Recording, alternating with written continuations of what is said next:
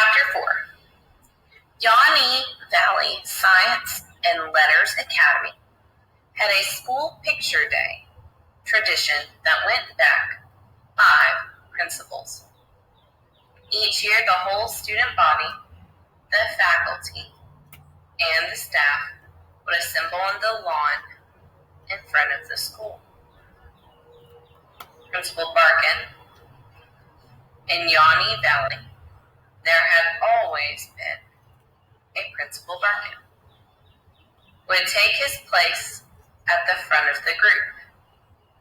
Then everyone would tilt their heads toward a photographer standing on the gymnasium roof who would snap a picture that would hang in the walls forever.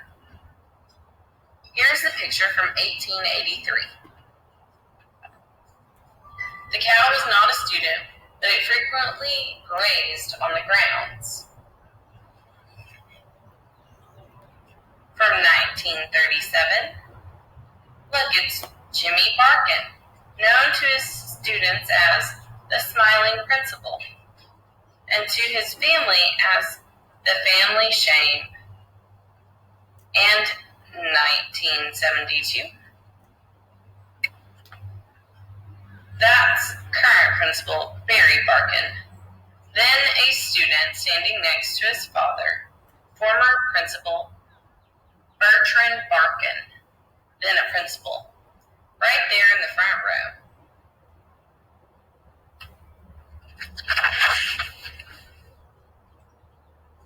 After lunch, the school bell rang 3 times, which was the signal for everyone to gather. Okay, everyone, Principal Barkin was shouting into a megaphone. Clump up, let's clump up. I want everybody clumped to this instant so we can get back to class as soon as possible. While we're clumping, I would like to remind teachers, please talk a little bit faster this afternoon to make up for the instruction time we are losing by taking this photograph. Students wandered the lawn trying to find their friends. Only half the teachers had made their way outside, and most of those were talking in a smaller clump over by the parking lot. One clump, said Principal Barkin. One clump, right here on the front lawn. Why is it that people are always clumping until you ask them to clump? When they scatter? Offered Niles, who was standing to Principal Barkin's right. Yes, scatter. No, do not scatter. That was the end to my previous sentence, and not an instruction to scatter, which is the opposite of what you should be doing. Eventually, everyone made their way to the front lawn. Barkin cut through the crowd and took his place at the front. Look, said Stuart, flowers. Yes, Barkin smiled. He noticed them on his way to work. Last night on the lawn, a blanket of field violets had bloomed. Field violets, the state flower, and on picture day.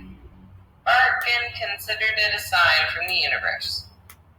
This truly would be Yawny Valley Science and Letters Academy's best year. In fact, they were growing right next to the marquee, which read, Principal Barkin says, let's make this our best year. Sure, the marquee read this every year, but this year the marquee meant it. The violets blanketing the front of the lawn were a confirmation of everything the marquee said. Well, maybe not everything. The marquee also read, Principal Barkin says Friday is pajama day, but Friday was pajama day, so yes, everything. Careful not to disturb the flowers, Barkin shouted into the megaphone. He couldn't have students trampling on a sign from the universe. And luckily, these flowers had grown right in front of where the students normally stood for the all-school photograph. The universe was giving him the most photogenic sign possible. Yes. All right, students, said Barkin. No funny faces. Make sure your hat isn't mussed. This is really more of a historic document when you think about it. So comport yourself with dignity and grace as you tilt your heads up toward Mr. Yeager, who is standing on top of our gym. Barry, Mr. Yeager cupped his hands in front of his mouth and shouted down at Principal Barkin. Think there's something you ought to see. What is it? Principal Barkin pointed his megaphone up at Mr. Yeager. Flowers. I can see the flowers, said Principal Barkin. They're wild field violets. Our state flower. And they are a sign that we're going to have our best year. Okay, but they're arranged. What do you mean? Into letters? They're spelling something out. For a moment, a very brief moment, Principal Barkin thought the violets might have spelled out something like Bonafide Pride or Yanni Valley Science and Letters Academy, home of academic excellence. He hoped in that moment Mother Nature herself was showing her school spirit, but the moment died fast. Principal Barkin realized he was in the middle of a prank. His fingertips tingled. His face went purple. Oh, what does it say? You should just come up here and look yourself. There's no way Barry Barkin was going to climb all the way on top of the gym to read some prankster's idea of a joke. All the students and staff stared up at him, an embarrassed purple speck on a rooftop. There was no dignity in it, no power. Just read it, Doug. Mr. Yeager scratched his beard. He shouted down, the flowers say, Principal Barkin says, Bunyan. There were some nervous giggles. What? Principal Barkin says, Bunyan. I heard you the first time, Doug.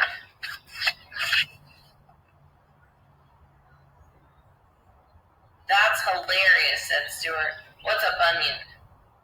It's a big bony bump on a foot, said Principal Barkin quietly and not into the megaphone. Wait, what is it? Asked a kid named Scotty. A big bony bump on a foot, Principal Barkin said into the megaphone. Sounds like onion, said Stuart. Like you have an onion on your foot.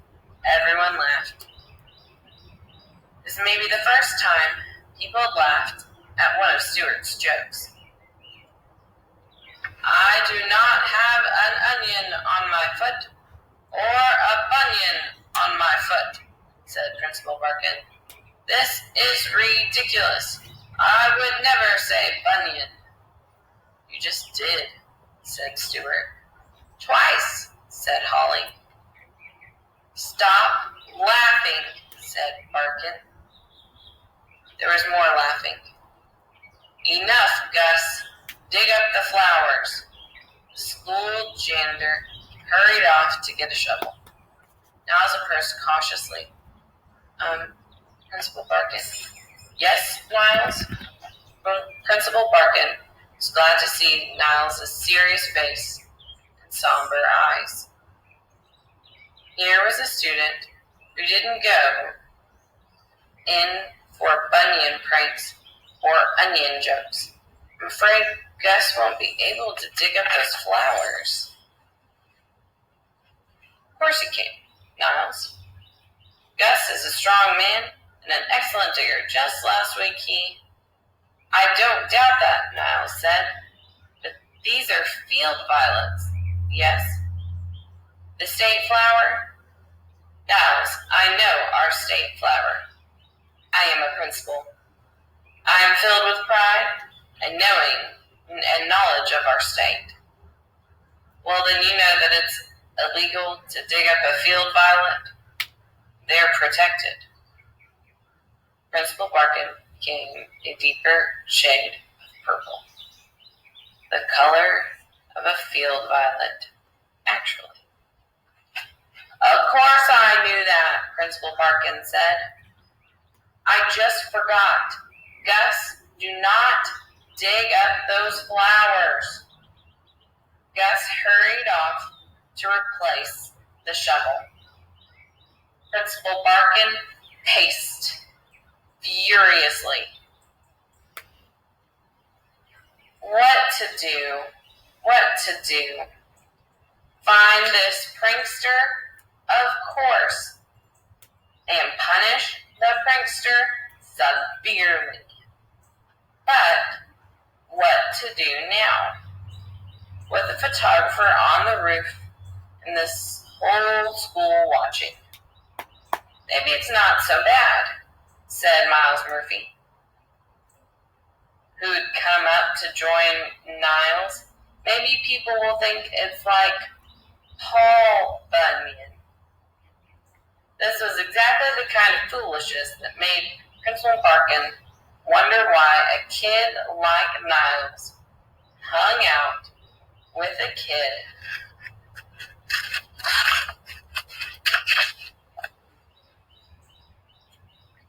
like Miles. Beside the fact that he'd paired them up as school buddies last year. Paul Bunyan? They're not even spelled the same way. He could have a few kids lie on the ground over the I and the O, Miles said. Turn them into a Y and an A?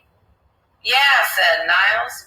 We could even have some other kids spell Paul over there.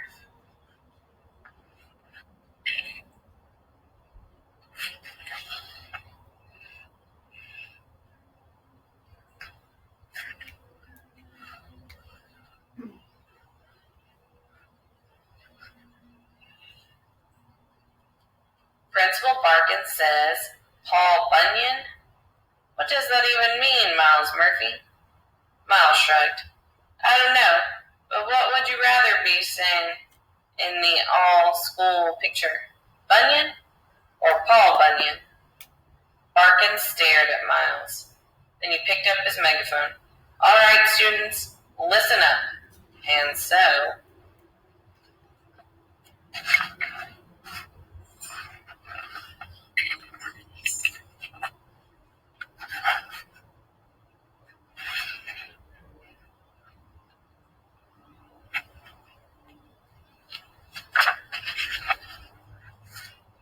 the end of chapter 4. Okay, stay tuned for tomorrow for chapter